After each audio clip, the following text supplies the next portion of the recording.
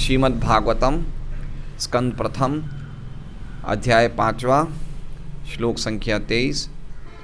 अहम पुरातीत भवे भवं मुने दास्यास्तु कस्याश्चन वेदवादिनां निरूपितो बालक एव योगिनां शुश्रूषणे प्रावृषि निर्विविक्षताम्।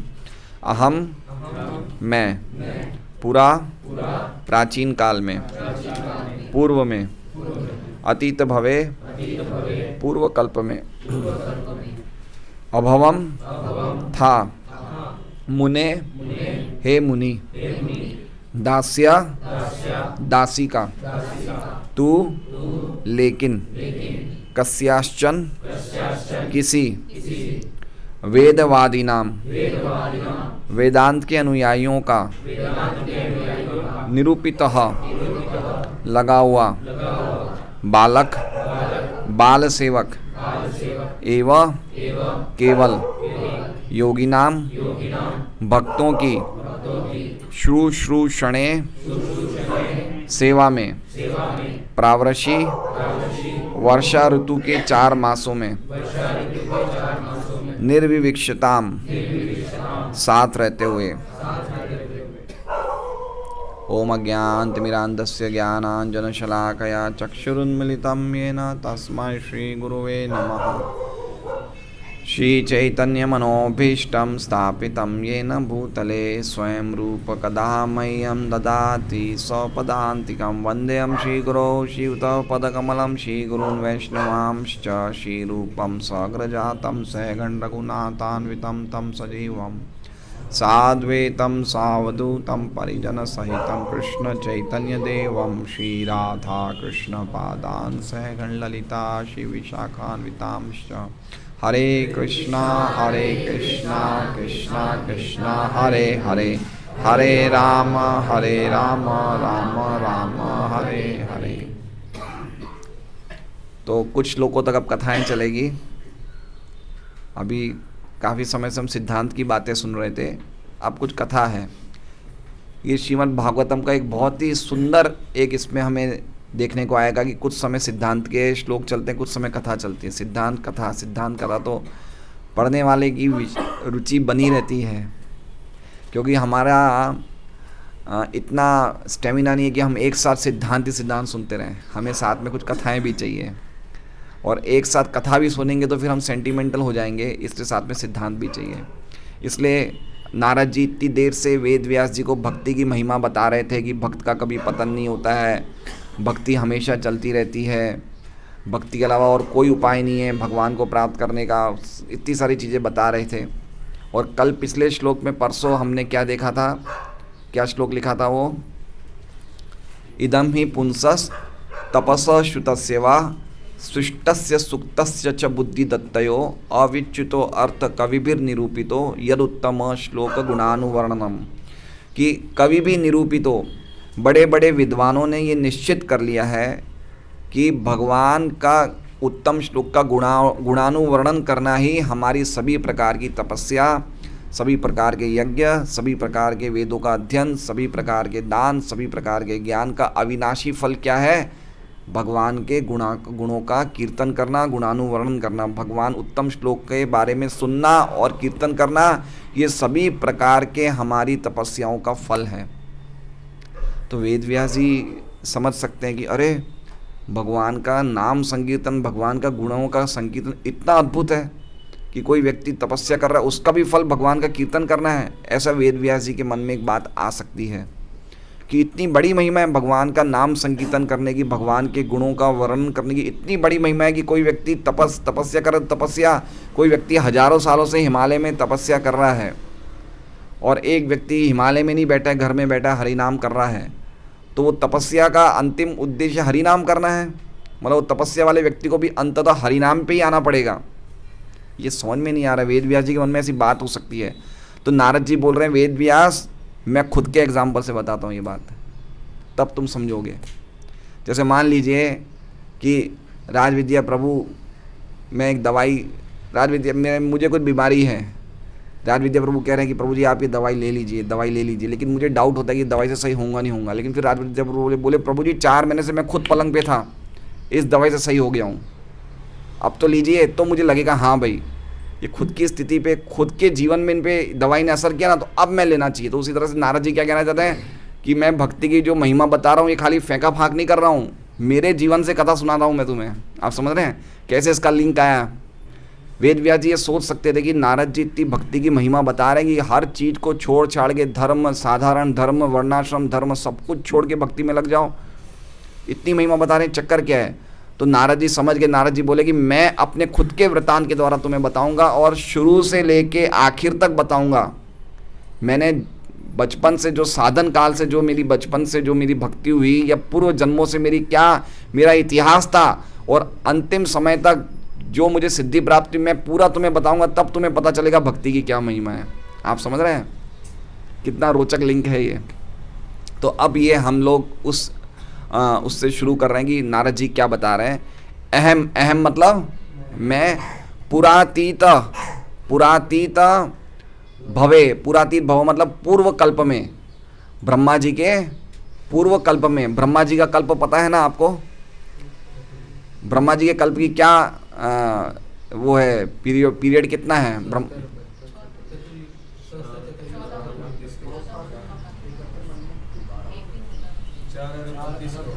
हाँ, ब्रह्मा जी का पूर्व कल्प मतलब ब्रह्मा जी का एक दिन। तो एक दिन कितना है, 4 करोड़, सही बात है, 4 अरब 32 करोड़ है। और एक रात्रि भी इतना पूरा एक कल्प हुआ। आप समझे, रात्रि भी 4 अरब 32 करोड़ की है, दिन भी 4 अरब 32 करोड़ का, वो ब्रह्मा जी का एक कल्प हुआ। तो इसमें नारद जी कह रहे हैं कि मैं पूर्व कल्प में मतलब ये अभी कौन सा कल्प चल रहा है, ये वर्तमान कल्प में कौन सा मनु का राज्य चल रहा है। एक कल्प में 14 मनु होते हैं, ब्रह्मा जी के एक दिन में 14 मनु होते हैं। तो ये कौन सा मनु चल रहे हैं, वैवस्वत मनु, 7वां मनु, मतलब 6 मनु ऑलरेडी जा चुके हैं। तो एक मनु का राज्यकाल करीबन 30-31 करोड़ सालों का होता है। तो करीबन इस ब्रह्मा जी के इस कल्प के 200 करोड़ साल अंदाजा निकल चुके हैं। उसके पहले ब्रह्मा जी की रात थी 4 अरब 32 करोड़ साल के, उसके पहले ब्रह्मा जी का दिन था। उस दिन की बात कर रहे हैं, आप समझ रहे हैं बात को, उस कल्प की बात कर रहे हैं। और उस कल्प में पूरा अहम, पूरा अतीत भवे, अतीत भवे मतलब मेरा कोई पूर्व जन्म में, अतीत मतलब जो हो चुका है, जा चुका है, पास्ट, अतीत भवे मतलब मेरे पूर्व जन्म में, ब्रह्मा जी के कोई पूर्व कल्प में, मेरे पूर्व जन्म में अभवम, मैं जन्म लिया था। मुने, हे मुनि, हे मुनि, मैंने जन्म लिया था ब्रह्मा जी के पूर्व कल्प में, पूर्व जन्म में। दास्यास्तु, अब इसमें तू लिखा है, तू मतलब कि आज तुम्हें समझ रहे हो कि मैं तुम्हारा गुरु हूँ, ये तुम मुझे आज समझ रहे हो वेद व्यास, लेकिन तू मतलब लेकिन मेरी ये स्थिति थी, मैंने कैसे जन्म, कोई दासी के गर्भ में मैंने जन्म लिया था। दास्यास्तु कश्याश्च मतलब किसी दासी के मतलब जिस दासी के गर्भ से जन्म लिया था उसकी कोई इंपॉर्टेंस नहीं थी। मतलब इतना उनका हल्का जन्म था कि उन्हें अपने माँ बाप का नाम ही नहीं पता है। जब व्यक्ति की पहचान उसके माँ से होती है और उसका माँ का नाम भी नहीं होता, तो समझना चाहिए कि उस व्यक्ति का जन्म अच्छी जैसे क्या बोलते हैं, वैद्य जन्म नहीं होता है। आप समझ रहे हैं, वैद्य जन्म, क्योंकि दासियाँ होती थी, दासियाँ राजा, जैसे विदुर जी थे, दासी पुत्र थे, तो राजाओं के दासियाँ होती थी, तो दासी से भी वो बच्चे करते थे, तो दासियों को भी बच्चे रखते थे। तो वो दासी की, तो जब कोई बच्चे का पता ही नहीं कि कौन से पिता से मेरा जन्म हुआ है, तो वो क्या बोलेगा, वो दासी पुत्र ही बोलेगा ना। आप समझ रहे हैं बात को, क्या बोलेगा, वो पिता का नाम ही नहीं पता। नारद जी बोलना चाहते हैं कि मेरा जन्म इतना खराब हुआ था कि मुझे मेरे पिता का नाम ही नहीं पता है। पॉइंट समझ रहे हैं आप बात को। किसी दासी के गर्भ से मैंने, ब्रह्मा जी के पिछले कल्प में, कोई पुराने जन्म में मैंने कोई दासी के गर्भ से जन्म हुआ था। दास्यास्तु कश्याश्चन वेदवाने, वो किनकी दासी थी, वो कुछ वेदवादियों की दासी थी। किनकी दासी थी, मेरी माँ कोई वेदवासियों के यहाँ नौकरी करती थी, और उस माँ के गर्भ से मैंने जन्म लिया था ब्रह्मा जी के पूर्व कल में, पुराने जन्म में। तो क्या करता था मैं? निरूपितो बालक, मैं बालक था। बालक मतलब हो सकता है उनकी उम्र उस टाइम 5-6 साल होगी, ज़्यादा नहीं होगी। निरूपितो, निरूपितो मतलब मैं लगाया गया था। एवं योगी नाम, योगियों की सेवा में मैं लगाया गया था। तो इसको कैसे समझना चाहिए? इसको समझना चाहिए कि जैसे मान लीजिए कि हमारे यहाँ पे कोई झाड़ू पोछा करने वाली काम वाली बाई आती है, तो हम देखते हैं कभी कभी उनके बच्चे छोटे तो उनको भी लेके आ जाती है साथ में, देखते हैं। तो वो जैसे काम वाली बाई करती है तो बच्चा भी थोड़ा थोड़ा मेहनत उनको हेल्प करता है, लाओ मैं कपड़े सुखा दूँ, लाओ मैं बर्तन धुलवाने में हेल्प करते हैं। तो वो जो दासी थी वो वेदवादियों के यहाँ सेवा करती थी, लेकिन वेदवादियों के यहाँ सेवा करते करते निरूपित हो, इनको बच्चे को भी कुछ अपने बेटे को भी कोई ना कोई सेवा में लगा ले, भाई ये काम कर लो, ये काम कर लो। इस तरह से बच्चे को माँ अपनी सेवा में, वो वेदवादियों की सेवा में लगाए रखती थी। एवं योगी नाम, योगी नाम मतलब वो वेदवादी जो थे वो कोई कर्मकांडी वेदवादी नहीं थे। योगी का अर्थ है कि वो भगवान के भक्त थे। ठीक है, एक वेदवादी भगवद गीता में बताया गया है कि एवं ये क्या कहते हैं, जो कर्म कांड को ही सब कुछ मानते हैं वो ऐसे वेदवादी नहीं थे। ये वेदवादी के आगे योगी लिखा है, योगी मतलब ये लोग भक्त थे। ये भक्त थे जिनकी सेवा में उनकी माँ ने उनको, नारद जी को लगाया था। एक बालक थे। आप समझ रहे हैं? इसमें दो बात समझने जैसी है कि ना तो उनका जन्म अच्छा था, ना ही उनके पास विद्या थी। बालक मतलब पढ़े नहीं होंगे, बालक तो स्कूल में जाता है, गुरुकुल में जाता है। अब बालक क्या कर रहा था? उनको कोई विद्या ही नहीं थी। वो नौकरी अपनी माँ के साथ, घर में नौकरी करने वाली माँ के साथ घर में बैठा हुआ था, मतलब उनकी पढ़ाई भी नहीं थी। समझ रहे हैं बात को? बालक का काम तो विद्या प्राप्त करना है, कि विद्या प्राप्त नहीं कर रहा था, वो तो कोई घर में बैठा हुआ था। तो हम समझ सकते हैं कि नारद जी जैसा व्यक्ति बनने के लिए हमें कोई भी अच्छे जन्म या अच्छी विद्या की आवश्यकता नहीं है। पॉइंट समझ रहे हैं बात को? तो ये बात समझने जैसी है। और पुरातीत मतलब करोड़ों अरबों साल पहले की बात कर रहा हूँ। हमें साइंस में आजकल बच्चों को क्या पढ़ाया जाता है कि करोड़ों साल पहले मनुष्य नहीं थे, डायनासोर्स थे। पता है? 4-5 करोड़ साल पहले डायनासोर्स थे। लेकिन इसमें ये बताया नहीं है, इसमें बताया कि करोड़ों साल पहले भी लोग रहते थे। ये बताया है कि भागवतम की अथॉरिटी कितनी प्राचीन है, कहाँ की बातें आ रही है भागवतम में। तो निरूपितो बालक एवं योगी नाम शुश्रूषणे मतलब मैं उनकी सेवा में निरूपित किया गया था। प्रावरशी निर्विवक्षितम, प्रावरशी मतलब वर्षा के 4 महीनों में, जिसे हम चतुर्मास कहते हैं। तो चतुर्मास में प्राचीन काल में, अभी भी चतुर्मास में साधुगण जो संत होते हैं वो घूमते नहीं हैं, एक ही जगह स्टे करते हैं, क्योंकि वर्षा के समय में काफ़ी कीड़े ज़मीन से बाहर निकल जाते हैं। तो वर्षा के समय उनकी हत्या करने के चांसेस ज़्यादा बन जाते हैं। चलते हैं साधु लोग तो ज़्यादातर चलते ही सब जगह जाते थे पहले के ज़माने में। तो पैरों के नीचे कीड़े आ जाएंगे वर्षा में, तो उनकी हत्या हो जाएगी। तो ज़्यादातर साधुगण एक ही जगह रुकते थे, इसलिए लिखा है प्रावरशी निर्विवक्षिताम। निर्विवक्षिताम मतलब एक जगह रुके हुए थे सब साधुगण, भक्ति वेदांत या वेदवादी योगीगण एक ही जगह रुके हुए थे। और उन एक जगह रुके हुए योगियों की मेरी माँ के द्वारा मैं सेवा में लगाया गया था। और मैं किसी दासी का पुत्र था जो इन वेदवादियों की दासी थी। ये मैं तुम्हें बात बता रहा हूँ पूर्व जन्म की, जब मैं पिछले ब्रह्मा जी के कल्प की बात बता रहा हूँ। तो उस कल्प के पहले भी नारद जी कुछ थे, याद है? हैं? गंधर्व थे। नारद जी जब ये दासी पुत्र बने पूर्व कल्प में, उसके पहले भी उनका पिछला जन्म भी है कि वो गंधर्व थे, जिनका नाम था उपबर्हण। क्या नाम था? उपबर्हण नाम के गंधर्व थे, जिनको एक बार ब्रह्मा जी ने बुलाया था अपनी सभा में, क्योंकि बहुत सुंदर गाते थे, तो अपनी सभा में बुलाया था। लेकिन ये भगवान की भक्तिमय कीर्तन करने के अलावा और कुछ गा रहे थे। उसे प्रभुपाद जी अपने तात्पर्य में लिखते कि सिनेमा सॉन्ग गा रहे थे। सिनेमा सॉन्ग मतलब फिल्मी गीत, मतलब भगवान के गीतों का, भगवान की कीर्ति का वर्णन नहीं कर रहे थे, ये और ही कुछ गीत गा रहे थे, ये लौकिक गीत गा रहे थे, कुछ गा रहे थे। तो फिर ब्रह्मा जी ने श्राप दिया कि तुम हमारी सभा में, देवताओं की सभा में भगवान का गुणानुवर्णन नहीं कर रहे हो, तुम लौकिक गीत गा रहे हो, इसलिए तुम्हें श्राप दिया जाता है कि तुम दासी पुत्र के रूप में जन्म लोगे। तो इस तरह से ये नारद जी का इतिहास है। तो हम समझ सकते हैं कि नारद जी क्या थे पहले। तो ये हम समझ गए। ये पूरा श्लोक का हम समझ गए। अहम पुरातीत भवे अभवम मुने दास्यस्तु काश्चन वेदवादीनाम निरूपितो बालक एव योगिनाम शुश्रूषणे प्रावरशी निर्विक्षिताम। तो हे मुनि मतलब मुने, ठीक है। पिछले कल्प में मैं किसी दासी के पुत्र रूप में उत्पन्न हुआ। पिछले कल्प में मतलब पुरातीते भवे, पुरा मतलब ब्रह्मा जी के पिछले कल्प में, अतीत भवे मतलब पिछले जन्म में मैं किसी दासी मतलब मेरे जन्म की कोई इंपॉर्टेंस नहीं है, कोई ऐसे दासी के रूप पुत्र के रूप में जन्म हुआ। वो दासी जो वेदवादियों की सेवा में लगी हुई थी। जब वे लोग वर्षा ऋतु के चतुर्मास में साथ साथ रहते थे, ये कहाँ लिखा है, प्रावरशी निर्विविक्षिताम, तो मैं उनकी व्यक्तिगत सेवा किया करता था। ये कहाँ लिखा है, शुश्रूषणम। समझ गए आप बात को, ये बिल्कुल सिंपल मतलब है। अब इसमें एक पॉइंट ये हो सकता है कि ये वेदवादी योगी लिखा है, तो भक्त कहाँ थे?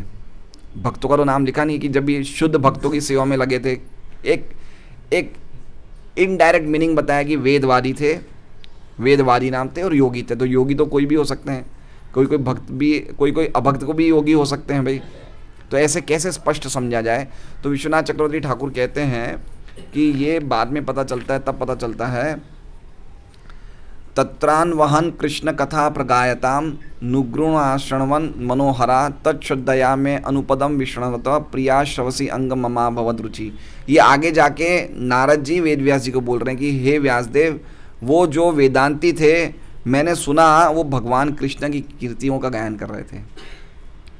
तो आगे जाके ऐसा बोल रहे हैं, इसका मतलब ये हुआ कि ये वेदांती खाली निर्विशेष वेदांती नहीं थे, ये भगवान के भक्त थे, क्योंकि भगवान की कृष्ण की कीर्तन का गायन कर रहे थे।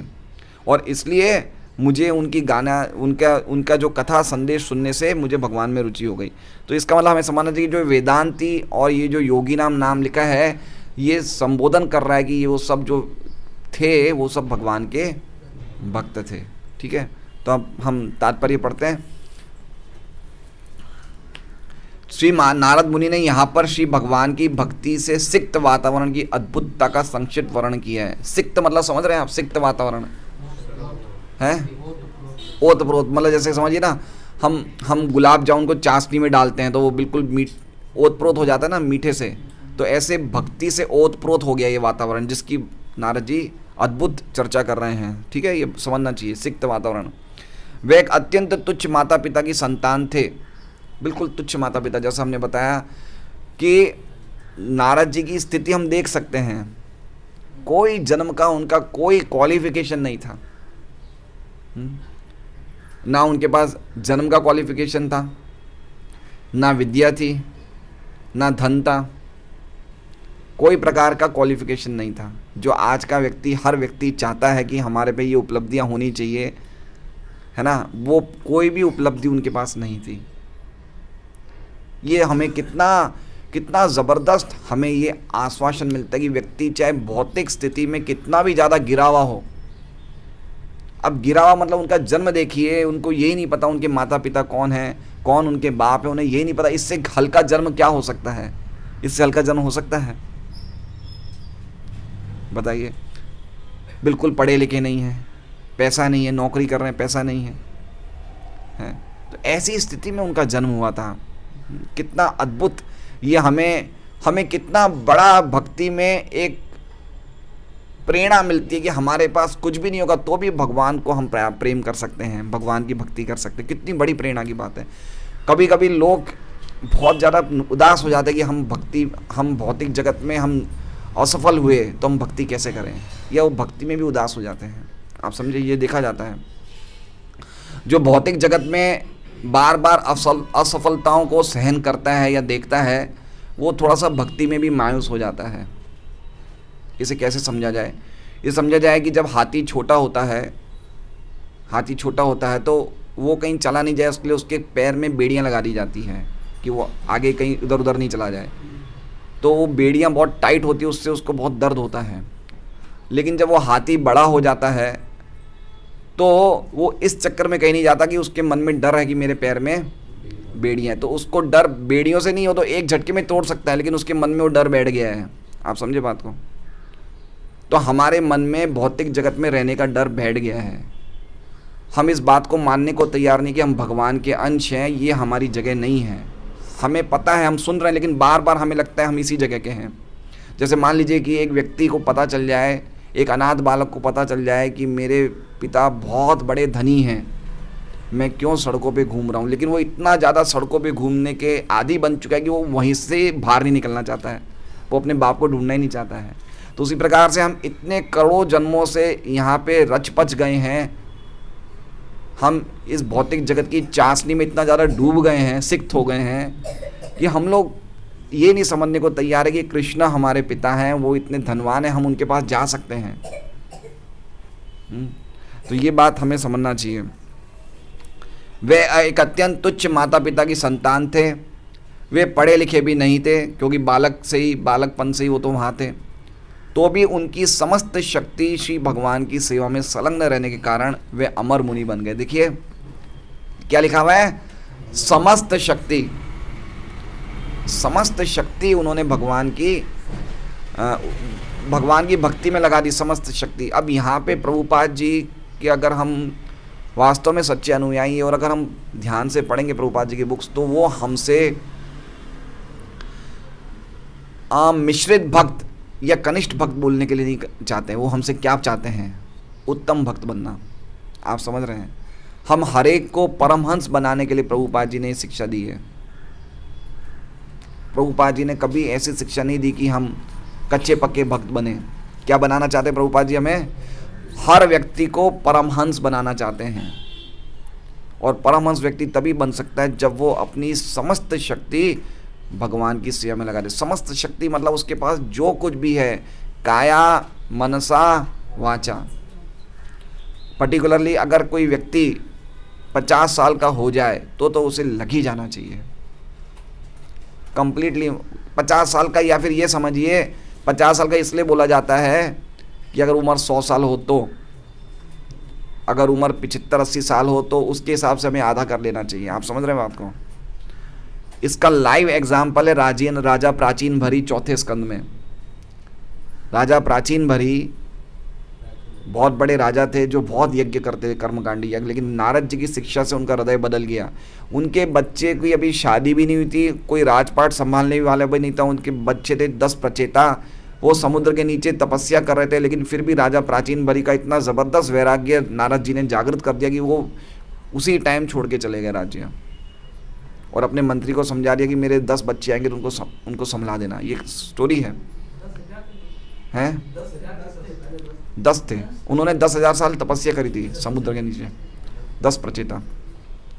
तो ये एग्जाम्पल बता रहे हैं। भागवत में ऐसे ऐसे उदाहरण है कि भागवत के उदाहरणों से हम जीवन भक्ति में जीवन का सहारा मिल सकता है हमें। तो पॉइंट ये है कि हमने जितना हम जिए अभी, क्या हमने अपनी शक्ति पूरी तरह भगवान में लगाई है? क्या लगाई है? किस में लगाई है हमने?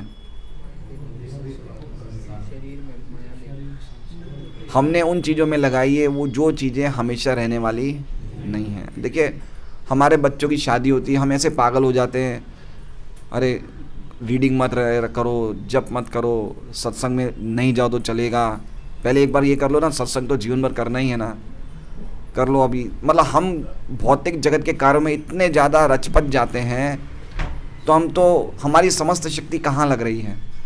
नहीं लग रही है ना। और ये बात भी सही है कि जब हम गृहस्थ आश्रम में आए हैं तो हम समस्त शक्ति लगा भी नहीं सकते हैं, क्योंकि हमें 10 जगह देखना भी होता है ना। बच्चों का भी देखना पड़ता है, परिवार का भी देखना पड़ता है, माता पिता का भी देखना पड़ता है, कैसे लगाई जाए। इसलिए हमारे वर्णाश्रम धर्म के अंतर्गत एक प्रणाली है कि एटलीस्ट कम से कम एक उम्र आने के बाद आप समस्त शक्ति भगवान में लगा दो। एक उम्र आने के बाद, जब आपने, नारद जी भगवान कृष्ण उद्धव जी को बोल रहे हैं कि भौतिक पारिवारिक जीवन को कब त्यागना चाहिए? पारिवारिक जीवन को त्यागना चाहिए उसका अनुभव करने के बाद। तो हम ऐसा तो नहीं बोल सकते कि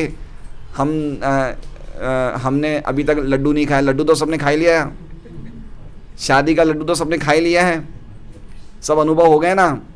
जो खाए वो पछताए, जो नहीं खाए वो पछताए। हमने सब प्रकार के खट्टे मीठे लड्डू खा लिए हैं, हमें सब प्रकार के अनुभव हो गए हैं। तो नारद जी को, उद्धव जी को भगवान कहते हैं कि जब पारिवारिक जीवन की अनुभूति हो जाए व्यक्ति को, तब उस टाइम उसको छोड़ देना चाहिए। हमने अनुभव कर लिया है, हम ये नहीं बोल सकते कि हमने शादी नहीं करी है तो हमें इसका आस्वादन करना है, या परिवार का आस्वादन करना है, या धंधे का आस्वादन करना है, या धन का आस्वादन करना है, या सामाजिक प्रतिष्ठा का। हम सब कुछ कर चुके हैं, थोड़ा थोड़ा सब, बस अब छोड़ दो, आस्वादन कर लिया, अब और कितना लगोगे उसमें। रघुनाथ दास गोस्वामी को चैतन्य महाप्रभु बोलते कि जो ये गृहस्थ विषयी जीवन है, ये एक कुंडी है जिसमें लोग मल पास करते हैं। ये हमारे बाथरूम की क्या है, लेटरिन की कुंडी है जिसमें लोग मल उतारते हैं। ये भौतिक हमारे पारिवारिक जीवन को, गृहस्थ जीवन को चैतन्य महाप्रभु इसके साथ उसकी तुलना कर रहे हैं चैतन्य चैतव्रत में, अंत्य लीला में। ये तो समस्त शक्ति लगानी पड़ेगी हमें, अगर हम वास्तव में नारद जी जैसे एक ही जीवन में परम भक्त बनना चाहते हैं तो हमें समस्त शक्ति लगानी पड़ेगी एक ही लाइफ टाइम में।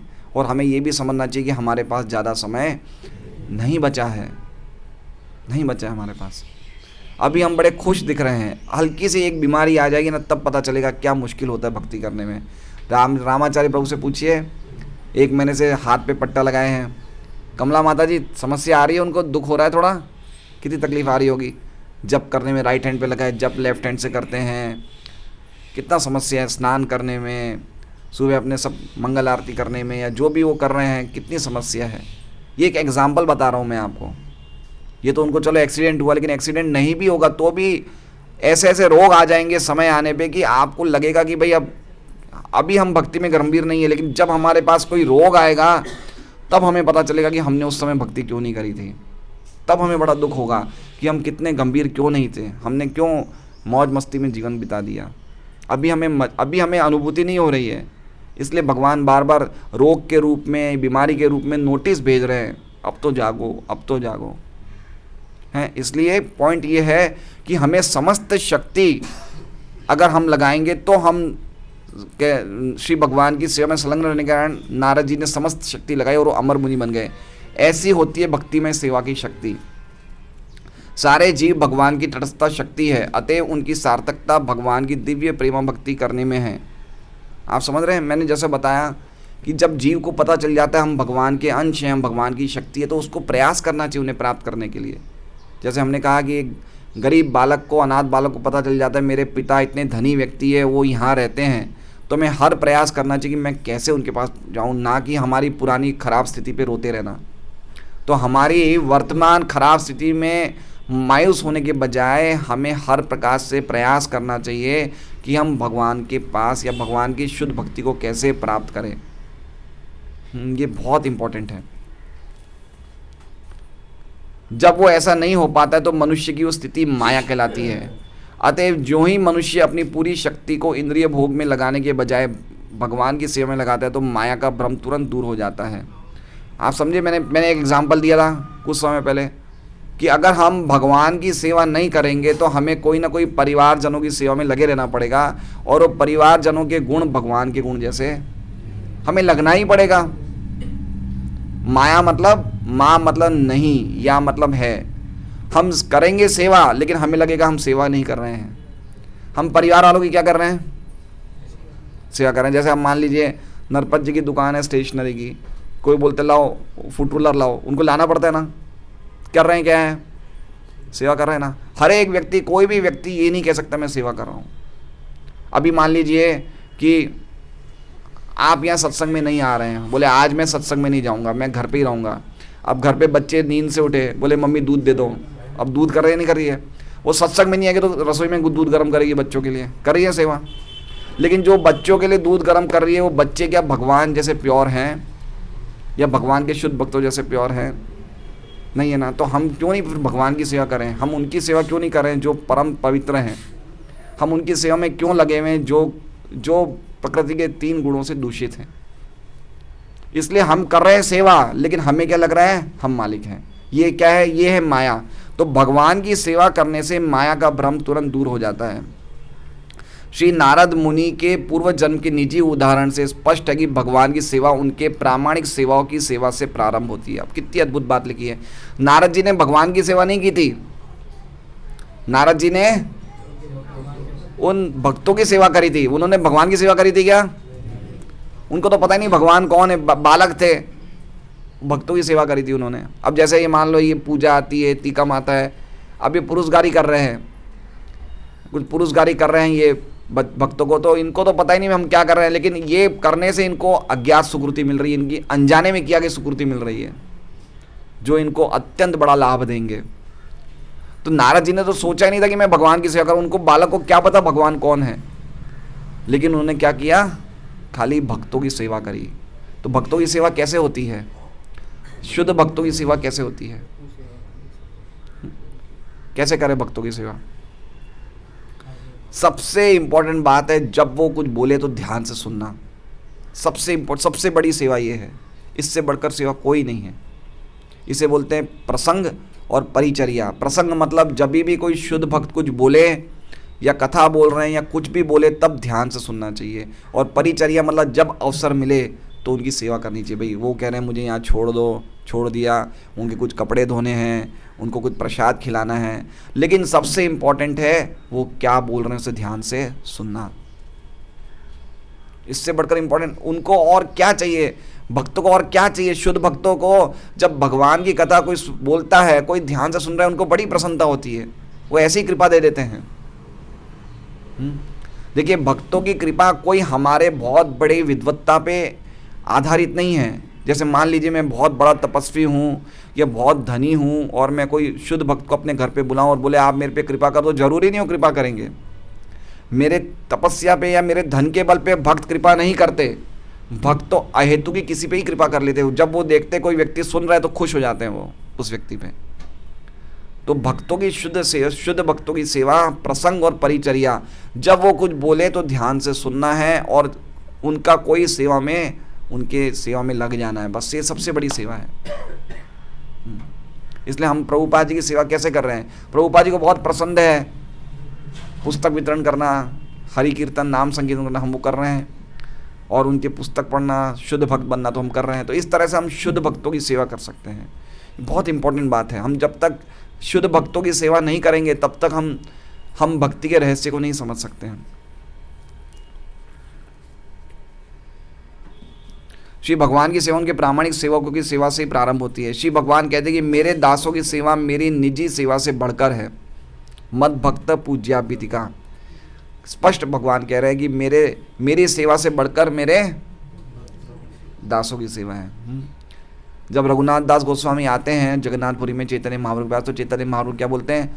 तुम स्वरूप दामोदर के अंतर्गत भक्ति करो। इनके अंतर्गत उनके पर्सनल असिस्टेंट है स्वरूप दामोदर, उनके अंतर्गत भक्ति करो। तो भक्तों को हमेशा भक्तों के अनुगत्य में भक्ति करना चाहिए। कभी भी अपने आप को इतना एडवांस नहीं समझना चाहिए कि अब मुझे किसी की भी आवश्यकता नहीं है, अब मैं सीनियर डिवोटी हो गया हूँ, मुझे इनकी क्यों आवश्यकता है, ये भी तो मेरे जैसे हैं। नहीं, हमें भक्तों की अनुगत्य में ही भक्ति करनी चाहिए। वो हमारा सबसे बड़ा हमारा प्रोटेक्टिव मेजर है। कभी हमें ऐसा नहीं समझना चाहिए कि मैं खुद कर सकता हूँ। इसलिए बहुत इंपॉर्टेंट पॉइंट है। एक बार क्या होता, दिल्ली मंदिर में एक महाराज आए थे प्रवचन करने, तो एक भक्त उनके स्वागत करने के लिए एक माला लेने के लिए गया। वो माला, बड़ी माला पहनाई, वो अजगर जैसी मोटी माला। तो जब तक वो लेके आते तब तक उनकी क्लास ही पूरी हो गई थी। फिर वो पहनाई उन्हें, तो महाराज प्रसन्न नहीं हुए, बोले आपको क्लास में बैठना चाहिए। अब ठीक है माला नहीं है तो कोई बात नहीं, लेकिन मेन इंपॉर्टेंट बात है आप क्लास तो आपने पूरी मिस कर दी। आप समझ रहे हैं कि हमें क्या समझना, किस समय पे क्या काम करना चाहिए, हमें पता होना चाहिए कि भाई अभी महाराज की क्लास चल रही है तो हमें क्लास ध्यान से सुनना चाहिए। क्लास के टाइम पे हम इधर उधर भाग रहे हैं या फिर हम ऐसी काम कर रहे हैं जो बाद में भी हो सकते हो, ज़रूरी नहीं है। तो ये हमें समझना चाहिए। अतः मनुष्य को चाहिए कि भगवान की सेवा में निरंतर रत रहने वाले भगवान के किसी प्रामाणिक सेवक को चुने और उन्हें अपना गुरु बनाए और उन गुरु की सेवा में अपने को लगाएं। अब एक श्लोक है गीता जी में, तेषाम सततयुक्तानाम भजताम प्रीतिपूर्वकम। तो हम किसकी किसकी सतत सेवा हम किसकी कर रहे हैं? मतलब हम गुरु की सेवा कर रहे हैं। गुरु की सेवा मतलब गुरु के वचनों का पालन करके हम भगवान की भक्ति में प्रगति कर सकते हैं। हम प्रत्यक्ष रूप से गुरु को देख रहे हैं, भगवान को नहीं देख रहे हैं, लेकिन गुरु के आदेशों का पालन करते हुए, गुरु के वचनों का पालन करते हुए हमें गुरु के गुण प्राप्त हो जाते हैं। मतलब हमें शुद्ध भक्तों के गुण अपने आप प्राप्त हो जाते हैं। एक बिल्कुल सिंपल सी बात है कि 3 चीज़ों का बहुत ज़बरदस्त बल है। एक तो वैष्णव के उच्छिष्ट का, एक वैष्णव के रज का, चरण रज का, और वैष्णव के चरणों से अभिषेक किए जल का। इनका अद्भुत शक्ति है इनकी। तो ये नारद जी अभी यही सब कुछ 7-8 श्लोकों में हम ये सब अभी सुनेंगे। तो पॉइंट ये है कि हमें एक प्रामाणिक भक्त चुनना चाहिए, प्रामाणिक गुरु चुनना चाहिए जो शुद्ध भक्त हो, और उनकी सेवा में लगना चाहिए। ऐसा गुरु एक पारदर्शी माध्यम है जिससे उन श्री भगवान का दर्शन किया जा सकता है जो भौतिक इंद्रियों के बोध से परे हैं। प्रामाणिक गुरु की सेवा के अनुपात से श्री भगवान उसे अपनी अनुभूति कराते हैं। श्री भगवान की सेवा में मानवीय शक्ति का सदुपयोग मुक्ति का प्रगतिशील पथ है। प्रामाणिक गुरु के मार्गदर्शन में भगवान की सेवा करने पर देखिए अब इसमें क्या लिखा है, भगवान की सेवा में मानवीय शक्ति का सदुपयोग मुक्ति का प्रगतिशील पथ है। जो आज का जो है नर सेवा नारायण सेवा या मानव सेवा माधव सेवा, उसकी संस्तुति नहीं करी है। इसमें लिखा है कि जो भी हमारी शक्ति है किन की सेवा में लगानी है? भगवान की सेवा में लगानी है। नर सेवा नारायण सेवा नहीं है। अगर वो भगवान के मार्ग पे हमें नहीं लगाई जा रही तो वो सेवा नारायण सेवा नहीं है। हमें डायरेक्ट भगवान की सेवा करनी चाहिए। प्रामाणिक गुरु के मार्गदर्शन में श्री भगवान की सेवा करने पर संपूर्ण विराट सृष्टि तुरंत श्री भगवान से अभिन्न बन जाती है। अब प्रभुपाद जी ये पॉइंट पता है कौन से श्लोक से बोल रहे हैं? 2-3 श्लोक पहले हमने एक श्लोक बोला था, इदम ही विश्वम भगवान इवेतरो। ये विश्व कैसा है? ये जगत भगवान, ये विश्व जगत जो है भगवान जैसा ही है, लेकिन भगवान ये विश्व। अब उस पॉइंट को प्रभुपाद जी वापस ला रहे हैं कि जब हम इस विश्व की हर एक चीज़ को भगवान की सेवा में लगाएंगे तो ये भगवान से वापस अभिन्न बन जाएगा। लिखा है ना? इसका मतलब क्या हुआ? इसका मतलब जैसे अभी ये मोबाइल है, ये माइक है, ये जगह है, ये हर एक चीज़ किसकी सेवा में लग रही है? भगवान की। ये सब भगवान की शक्तियां हैं, और जब ये शक्तियां शक्तिमान की सेवा में लग जाएंगी तो ये सभी चीज़ें आध्यात्मिक हो जाएगी। अब ये भौतिक नहीं रही, इनकी भौतिक गुण खत्म हो गया है, क्योंकि पहले से ये सब आध्यात्मिक होती है, लेकिन चूंकि इन्हें हम अपनी सेवा में लगाते तो ये जड़ बन जाती है, और वापस जब ये भगवान की सेवा में लगा दी जाए तो वापस आध्यात्मिक हो जाती है। इसी तरह से पूरा जगत जो है चूंकि भगवान से ही निकला है इसलिए सभी कुछ आध्यात्मिक है। जड़ कहाँ है? ये हर एक चीज़ आध्यात्मिक है, लेकिन हम लोग अपने भोग के लिए हर चीज़ को इस्तेमाल करें इसलिए वो जड़ बन गया है। इसलिए जब वो भगवान की सेवा में लगा दी जाएगी तो वो हर एक चीज़ आध्यात्मिक हो जाएगी। तो इसलिए प्रभुपाद जी कह रहे हैं कि हर एक विराट सृष्टि तुरंत भगवान से अभिन्न बन जाती है। सक्षम गुरु को वो कला ज्ञात रहती है जिससे प्रत्येक वस्तु का उपयोग भगवान के यशगान के लिए किया जा सकता है।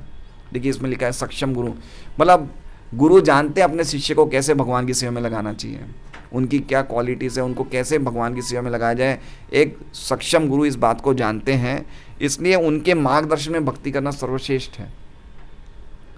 आप समझ रहे हैं? अभी हम लोग देखते हैं यहाँ पे, जैसे मुझे कौन अमर बता रहा था कि यहाँ पे एक महाराज आए थे जो कृपा बहुत करते हैं, जिनका नाम कृपा राम जी है ना।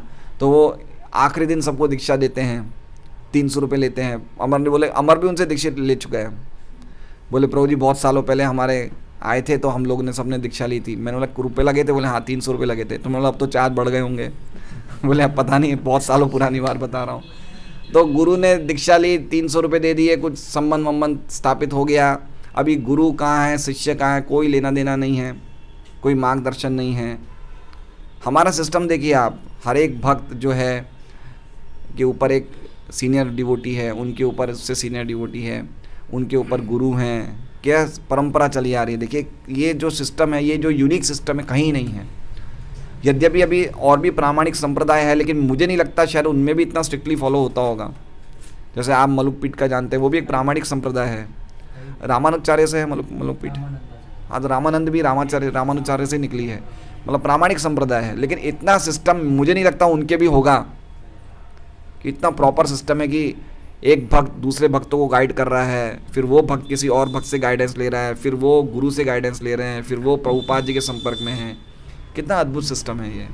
तो हम लोग कितने भाग्यशाली हैं कि हमें प्रॉपर गाइडेंस मिल रहा है। तो अगर गाइडेंस नहीं मिलेगा तो हम एक दिन में छूट जाएंगे हम हैं। अगर हमें गाइडेंस नहीं मिलेगा तो हम माया का जो प्रवाह है उसमें कब गोते खाने लग जाएंगे हमें नहीं पता है। इसलिए जितना प्रचार का सिस्टम हमारा यूनिक है इतना मेरे हिसाब से कहीं नहीं होगा।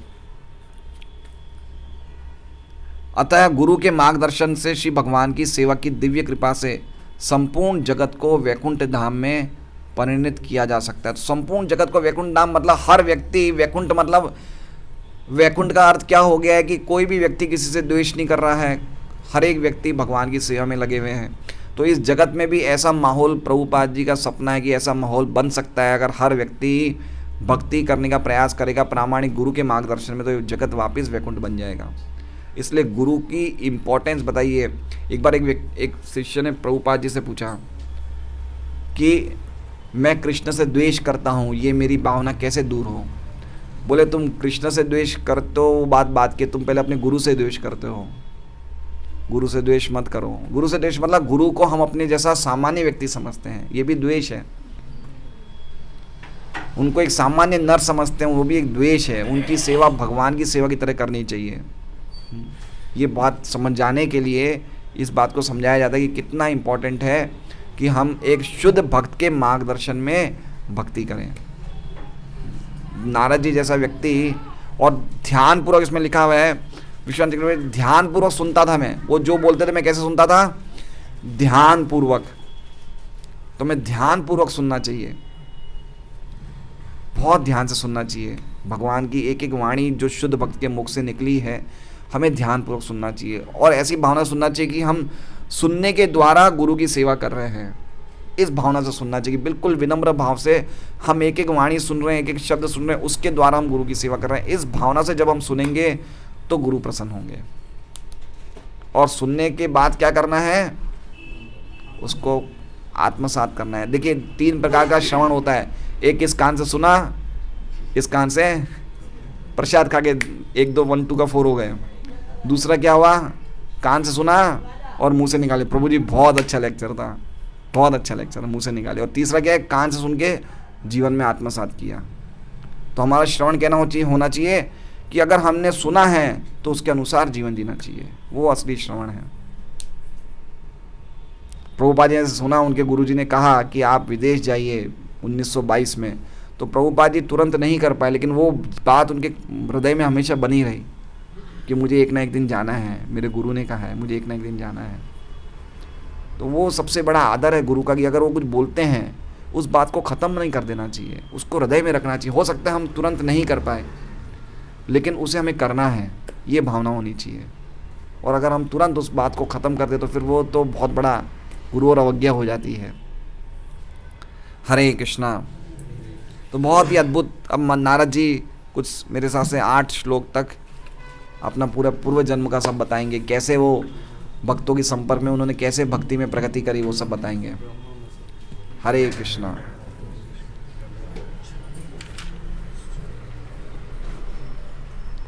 देखिए इसमें एक बात हमें समझ में आ रही है, नारद जी विष्णु तत्व हैं या जीव तत्व हैं?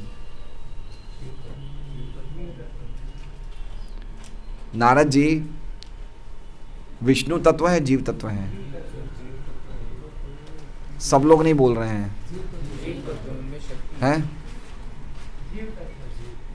वो हमारी तरह आत्मा है, जीव तत्व है वो।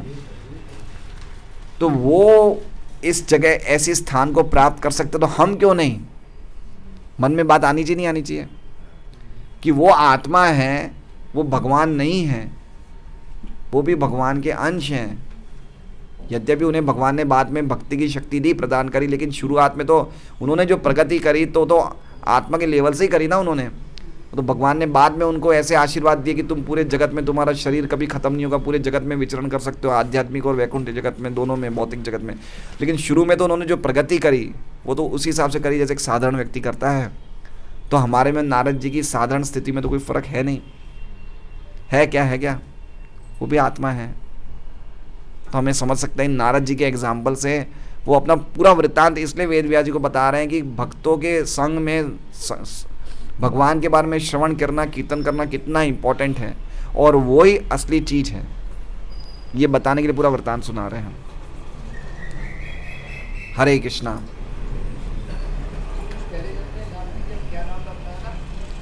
उपबरहण, उपबरहण।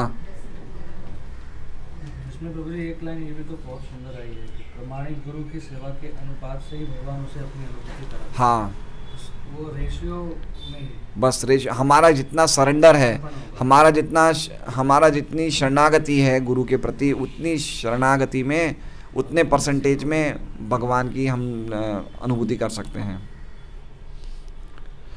तो बहुत ही अद्भुत प्रभुपाद जी के तात्पर्य हैं।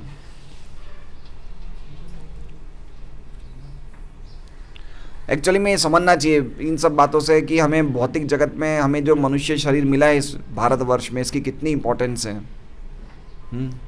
हमारी स्थिति क्या है? जैसे मान लीजिए अभी हजूर प्रभु है, 1 करोड़ की मर्सिडीज़ खरीद रहे हैं, और वो 1 करोड़ की मर्सिडीज़ खरीद के क्या कर रहे हैं? ये खेत जोत रहे हैं। क्या कर रहे हैं? अरे भाई, आप मर्सिडीज़ खरीद रहे हो और आप खेत जोत रहे हो, ये तो आप कोई बैल से कर लो, कोई ट्रैक्टर से। 1 करोड़ की मर्सिडीज़ क्यों खरीदी? खेत जोतने के लिए। तो हमें क्या मिला है? ऐसा सुदुर्लभ मनुष्य जीवन मिला है, और उसमें हम जड़ चीज़ें कमाने के लिए कितना अति प्रयास कर रहे हैं। जो चीज़ें रहने वाली नहीं हैं, उन चीज़ों के पीछे हम कितना भाग रहे हैं। हम अंतिम संस्कार में जाते हैं तो ज़रूर हमारे में एक अच्छी भावना आती है कि भाई अब हम क्या है, जगत ये देखो चला गया, हम भी ऐसे ही चिता पे जला दिए जाएंगे। हमें तब तो रहती है, लेकिन जैसे ही बैठे वहाँ से आए सब कुछ भूल जाते हैं। नारद जी जैसी दृढ़ता होनी चाहिए हमें।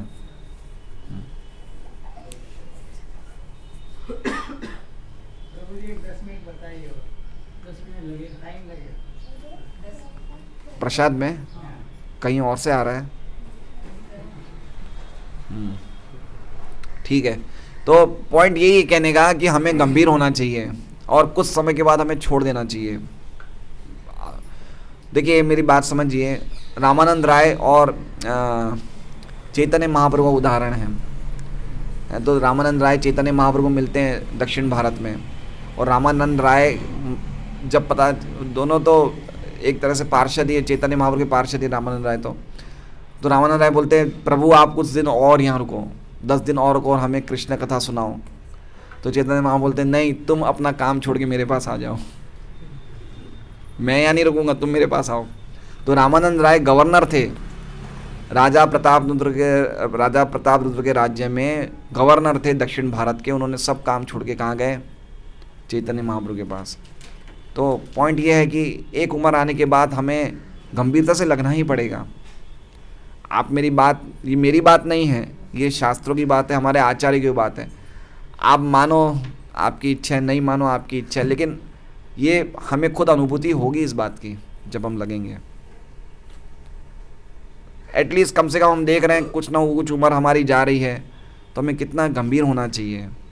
हम ज़्यादा उन लोगों का संग करेंगे जो भक्ति की भावना से रहित हैं, तो उनकी क्वालिटीज़ हमें मिलेगी, उनके गुण हमें मिलेंगे। और उनका संग करेंगे जो भक्ति में लगे हुए हैं, तो उनके गुण हमें मिलेंगे। अब हमें किसके गुण चाहिए? किसके गुण चाहिए? बोलिए नरपति।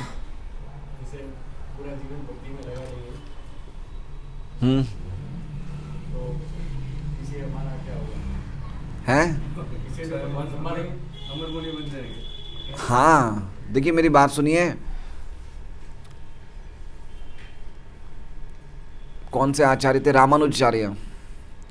रामानुजाचार्य संन्यास लेने से थोड़ा सा आगे पीछे हो रहे थे।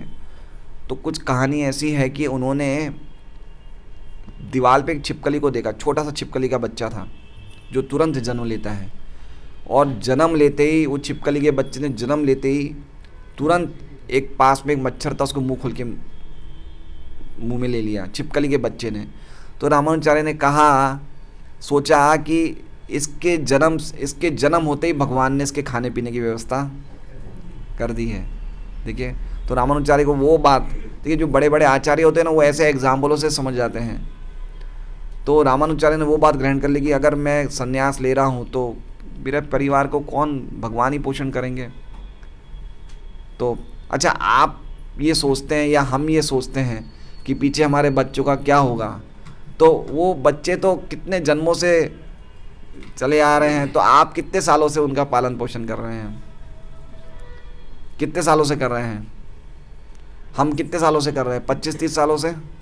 उससे पहले भी कोई उनका पालन पोषण कर रहा था। तो हो सकता है वो बच्चे के माँ बाप बोले, वो स्त्री के पियर वाले बोले हम पालन कर रहे थे, तो उससे पहले कौन पालन कर रहा था, आप समझ रहे हैं। पहले भी भगवान ही पालन कर रहे थे, बाद में भी भगवान पालन करेंगे, तो बीच में भी कौन पालन कर रहे हैं, भगवान ही पालन कर रहे हैं। हम सोच रहे हैं हम पालन कर रहे हैं, ये माया है। माया समझ रहे हैं, माया किसे बोलते हैं, जो चीज़ गलत है वो माया है। कि जगत है लेकिन जगत से अपना संबंध बनाना, ये माया है। तो उसी तरह से अल्टीमेटली भगवान ही पालन कर रहे हैं। बहुत एग्जाम्पल देखने में आते हैं। अभी देखिए हमारे एक भक्त हैं, वो महिष्मती माता जी, 8 साल पहले उनके घर में एक्सीडेंट हुआ, उनके पति, उनका बेटा, उनकी बेटी सब एक एक्सीडेंट में डेथ हो गए, वो बिल्कुल अकेले रह गए। लेकिन अभी भी वो जी रहे हैं, खुश हैं, है ना। कोई ना कोई पालन हो रहा है, नहीं हो रहा है, भगवान कुछ ना कुछ व्यवस्था कर रहे हैं। इंदिरा गांधी की डेथ हो गई तो लोगों को बड़ी चिंता हुई, देश कौन चलाएगा, है ना, देश चल रहा है। अभी हमें भी चिंता है कि नरेंद्र मोदी बहुत बड़ा हिंदू राजा है, इससे कुछ नहीं होना चाहिए, इसे हम जिताने का पूरा प्रयास कर रहे हैं। लेकिन इसके बाद क्या होगा, कोई ना कोई होगा, भगवान की व्यवस्था है। हमें डर लग रहा है कि मुसलमान राज्य करेंगे, मुसलमान आ जाएंगे, क्या होगा, हर चीज़ मुसलमान। लेकिन हमें समझना चाहिए कि इससे पहले 800 साल मुगलों ने राज किया था, नहीं किया था, किया ना राज। हम ख़त्म तो नहीं हो गए, और राज ख़त्म हो गया, चला गया, वापस हम लोग हैं। तो उसी तरह से ये ऊपर नीचे आता रहेगा। ऐसे ही प्रभुपाद जी को प्रश्न किया था, प्रभुपाद जी ने अपने गुरु से प्रश्न किया था कि आप मुझे कृष्ण भक्ति का प्रचार करने के लिए कह रहे हैं, लेकिन हमारा देश तो अभी आज़ाद ही नहीं है, तो देश को आज़ाद किया जाए, उसके बाद ये काम किया जाए। तो उनके गुरु ने बोला कि कृष्ण भक्ति का प्रचार इतना आवश्यक है कि कोई भी भौतिक स्थिति को पे निर्भर नहीं हो सकता ये। तो पॉइंट समझ रहे हैं, हमारा भक्ति करना इतना इम्पोर्टेंट है कि हम उसको भौतिक स्थिति पे जोड़ देंगे, इन बच्चों का क्या होगा, इनका क्या होगा, उस पर छोड़ा नहीं जा सकता है। इसलिए नारद जी ने जो एग्जाम्पल दी, इतने खतरनाक एग्जाम्पल दी, त्यक्त्वा स्वधर्मम चरणाम्बुजम हरेर, कि सब कुछ अपने धर्म को छोड़ के भगवान की भक्ति में लग जाओ। तो वेदव्यास जी को बड़ा आश्चर्य हो कि इस तरह की कैसी बातें कर रहे हैं आप। इसलिए नारद जी अपना पूरा पुराना एग्जाम्पल बता रहे हैं कि देखो मेरे साथ क्या हुआ। इसलिए हर व्यक्ति का पालन पोषण, ये शरणागति के 6 सिद्धांतों में एक सिद्धांत है। क्या श्लोक है वो, भगवद गीता कहाँ है, आनुकूल्यस्य संकल्प प्रातिकूल्यस्य वर्जनम रक्ष्यस्यति विश्वासो गोप्तृत्वे वर्णम तथा, कि भगवान मेरा पालन कर रहे हैं, इस बात पे पूरा विश्वास एक भक्त को होना चाहिए कि अल्टीमेटली भगवान मेरे स्वामी हैं, भगवान ही मेरा पालन कर रहे हैं, ये बात पे पूरा प्रिंसिपल पे हमारा 100% विश्वास होना चाहिए। ये भक्ति के शरणागति के प्रिंसिपल में एक है। शरण आगति, शरण गति मतलब शरण में जाने के लिए गतियां हैं, शरण में जाने के लिए ये पॉइंट्स हैं जो हमें, जितना इन पॉइंट को हम आत्मसात करेंगे उतनी हमारी शरणागति की स्टेज, हम समर्पण में आएंगे। शरणागति और समर्पण में फ़र्क है। शरणागति मतलब प्रोसेस है, और समर्पण मतलब स्थिति है। तो हम शरणागति करते करते करते, ये शरणागति की जो विधि है ये ऑनगोइंग विधि है, चलती रहनी चाहिए जब हम समर्पण पे पहुंच जाएं। तो ये हम पे विश्वास होना चाहिए कि अगर मैं नहीं रहूँगा तो भी इनका पालन होना चाहिए, होगा, कोई ना कोई व्यवस्था करते हैं भगवान। जन्म से ही उसकी स्थिति सब लिख दी जाती है, उसे क्या मिलने वाला है क्या नहीं मिलने वाला है, इसलिए इस चीज़ की चिंता करने की आवश्यकता नहीं है।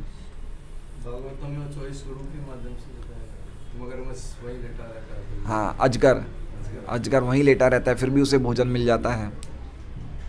ऐसे बहुत एग्जाम्पल दिए भागवत में, अलग अलग जगह उदाहरण दिए हुए हैं कि व्यक्ति के पास कुछ नहीं होता है। और अगर आप ये पॉइंट भी देखिए, चलो ये तो ठीक है आपने बताया कि इस तरह से हमारे परिवार वालों का क्या होगा, लेकिन एक पॉइंट तो समझिए कि हम आत्मा हैं, और आत्मा की स्थिति क्या है कि वो एक आध्यात्मिक स्फुलिंग है, आध्यात्मिक चिंगारी है वो।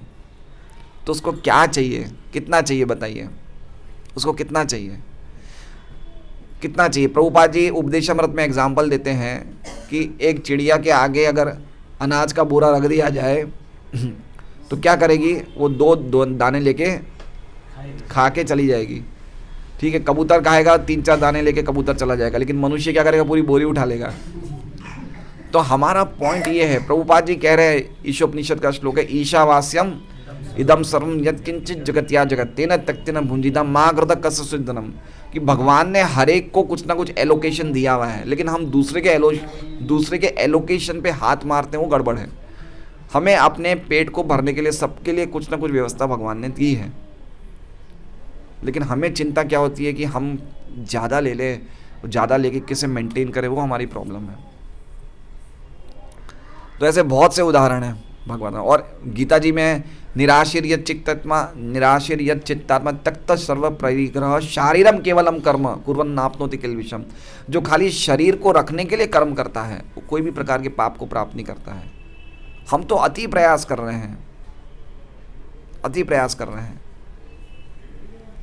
और करें भी क्या? हम ऐसी स्थिति में हैं कि शहर में नहीं करेंगे तो कितना खर्चा है, हर चीज़ महंगी हो गई है, कितना महंगा हो गया है, सब कुछ महंगा होता जा रहा है। तो भक्तों की बड़ी स्थिति शहरों में बहुत ख़राब है। इसलिए प्रभुपाद जी ने क्रांतिकारी स्टेटमेंट किया कि शहर प्रचार के लिए हैं और रहने के लिए वर्णाश्रम गांव हैं।